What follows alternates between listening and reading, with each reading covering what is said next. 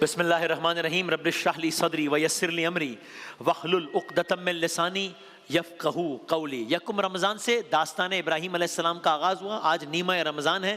داستان ابراہیم علیہ السلام کور کی، داستان اسماعیل علیہ السلام کور کی، داستان بنی اسماعیل کور کی، داستان تعمیر کعبہ کور کی، اس کے بعد داستان جناب ہاشم۔ اگر وہ شجرہ نسب ہم دیکھیں کہ کس طریقے سے ابراہیم علیہ السلام پھر چلتا رہا سلسلہ، 1000 سال، 2000 سال، 2500 سال یہ افراد آئے، 1 2 3 4 5۔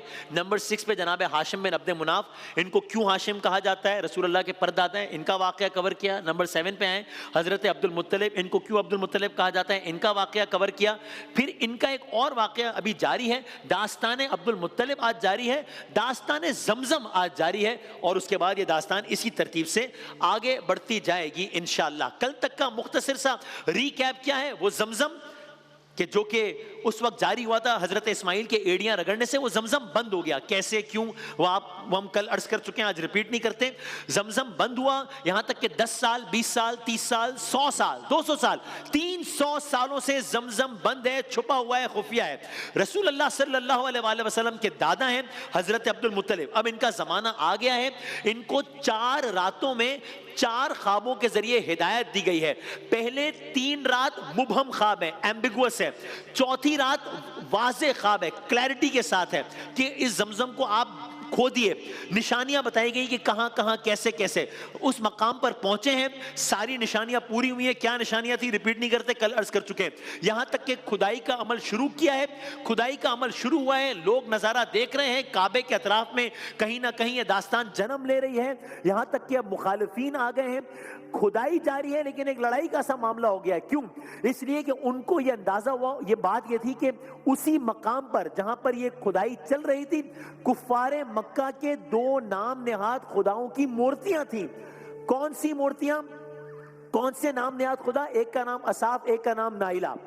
لوگ جمع ہو گئے کہ یہ تو ممکن نہیں ہے، یہ نہیں ہو سکتا، یہ خدائی نہیں ہو سکتی۔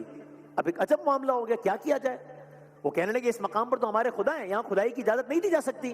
مسئلہ بن گیا۔ آگے کیا ہوا آج عرض کرتے ہیں۔ اب ایک عجب صورتحال ہے مکے کے اطراف میں، کعبے کے اطراف میں آج ایک ہی بات موضوع بحث ہے۔ ارے عبد المطلب ایک مقام پہ کھدائی کرنا چاہتے ہیں، اور یہ تو وہ مقام ہے جہاں ہمارے خداؤں کے بت تھے۔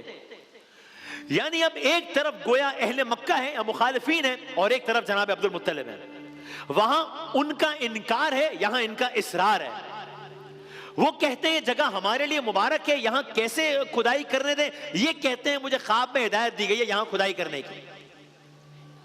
میں الفاظ بدل دوں، ایک جانب عبد المطلب کے سچے خدا کا حکم ہے، دوسری جانب مخالفین کے جھوٹے خداؤں کے بت ہیں۔ اب داستان آگے بڑھ رہی ہے، ایک طرف اہل مکہ، ایک طرف جناب عبد المطلب۔ تنہا عبد المطلب نہیں، تنہا نہیں، پھر کون؟ فرزند ساتھ ہیں، کتنے؟ ایک نام ہے جناب حارث، ان کے ساتھ ایک یہ باپ بیٹا۔ عجب مماثلت ہے، کل وہ باپ بیٹا تھے، نبی باپ، نبی بیٹا ابراہیم و اسماعیل علیہ السلام، یہی مکہ تھا 2500 سال پہلے، ایک الگ منظر تھا۔ آج یہ باپ بیٹا ہے۔ بس اب اس صورتحال میں ایک ڈیسیشن لیا ہے حضرت عبد المطلب نے، اور اپنے فرزند کو کہا ہے ان لوگوں کی مزاحمت کو تم روکو، مجھے حکم ہوا ہے میں اس مقام کو کھودوں گا۔ اب جب آپ نے اپنی اولاد کو اس میں انوالو کیا ہے تو مخالفین کی جانب سے پہلا رد عمل کیا آیا ہے؟ طنز، ہنسی، مذاق، تانے۔ تانے کس بات کے؟ عرب میں اس زمانے میں کسی حد تک آج بھی کثرت اولاد، کثرت ازواج بھی فخر کا باعث سمجھا جاتا ہے، اور اس زمانے میں بہت زیادہ جس کی 1 یا 2 اولاد ہو وہ تو مطلب کنسیڈر ہی نہیں کیا جاتا تھا۔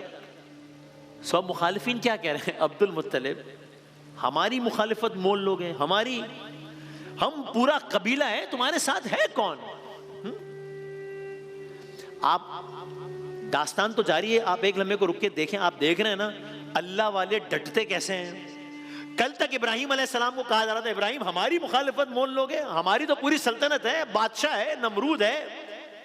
آج اولاد ابراہیم میں جناب عبد المطلب کو یہی تانے دیے جا رہے ہیں، صرف ایک بیٹا، صرف ایک۔ تم ہماری مخالفت میں ایک اولاد کے بھروسے ایک پر یہ کام کرو گے؟ اور واقعی بظاہر تو ناممکن لگ رہا ہے معاملہ. ایک باپ اور اس کا ایک بیٹا، سامنے ایک قبیلہ نہیں ہے بلکہ سامنے سارے قبیلے ایک ہو گئے ہیں، اور یہاں ایک باپ ایک بیٹا ہے. لیکن میں جملے بدل دوں گا، یہ صرف ایک باپ اور ایک بیٹا نہیں ہے، ان کے ساتھ ان کا ایک خدا ہے، اور وہ جو چاہتا ہے وہی ہوتا ہے. ہوگا کیا یہ عرض کرتے ہیں. حضرت عبد المطلب آگے بڑھے، یہاں تک کہ میں نے ڈیٹیلز بہت ساری چھوڑ دی. آگے عبد المطلب آگے بڑھے، کعبے کے اطراف میں آج ایک الگ منظر ہے، آج ایک الگ دن ہے، آج ایک الگ ماحول ہے. اب حضرت عبد المطلب آگے بڑھے ہیں، کھدائی کے عمل کو شروع کر دیا ہے. اب یہ جناب عبد المطلب کا ہاتھ یا جناب عبد المطلب کے ہاتھ میں موجود کدال نہیں چل رہی، یہ رہتی دنیا تک کے رہتے انسانوں کے لیے تاریخ کے سب سے بڑے سب سے مقدس پانی کا اخراج ہونے جا رہا ہے. یہ عبد المطلب کے ہاتھ کا کدال نہیں چل رہا، یہ تاریخ دنوں میں تاریخ رقم ہو رہی ہے. کل جناب ہاجرہ کے الفاظ زم زم یعنی رک رک پر جو چشمہ جاری ہوا تھا، آج عبد المطلب کے ہاتھ نہ رکنے کے سبب 300 سالوں بعد اسی چشمے کے دوبارہ جاری ہونے کا امکان ہو سکتا ہے. بس ہاتھ چلتا رہا، کھدائی ہوتی رہی، چلتا رہا ہاتھ، کھدائی ہوتی رہی، یہاں تک کہ وہ کچھ ہو گیا جو اب سے کچھ دیر پہلے تک بظاہر ناممکن لگ رہا تھا. چشمے فلک نے عجب نظارہ دیکھا ہے، زمزم کے آثار جاری ہونا شروع ہوئے ہیں.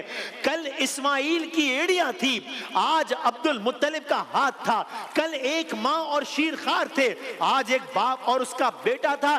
زمزم جاری ہوا اور ایسا جاری ہوا کہ وہ دن ہے اور آج کا دن ہے، پھر رکا نہیں ہے.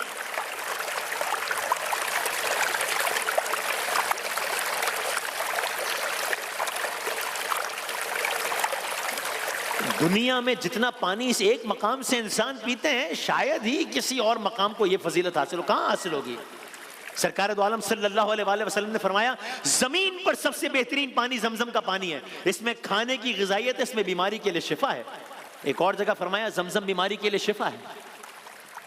اللہ تعالیٰ سب کو جانا نصیب فرمائے.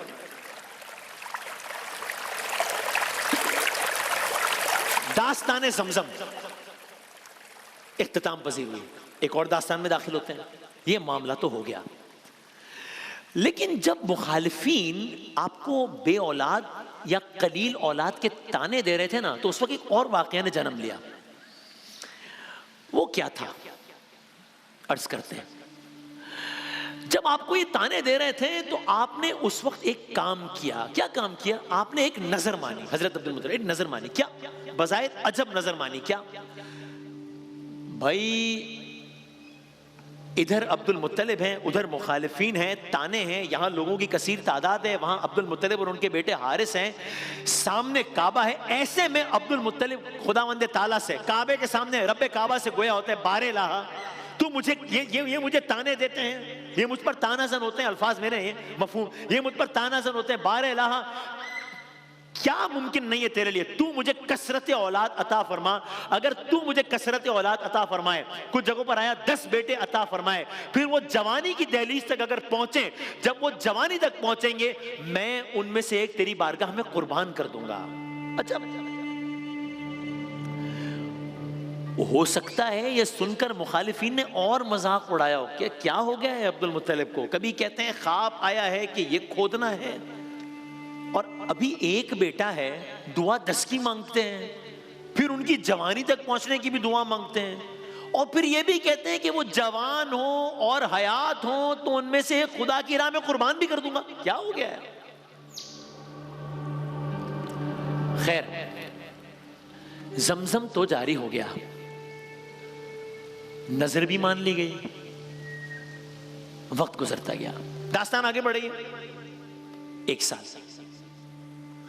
5 سال، 10 سال، 20 سال، 30 سال. آپ دیکھ رہے ہیں ہم 2500 سال پہلے سے شروع کیے ہیں ہم نے، اور پھر ہم تیزی سے آگے بڑھتے بڑھتے اب یہاں تک آ گئے.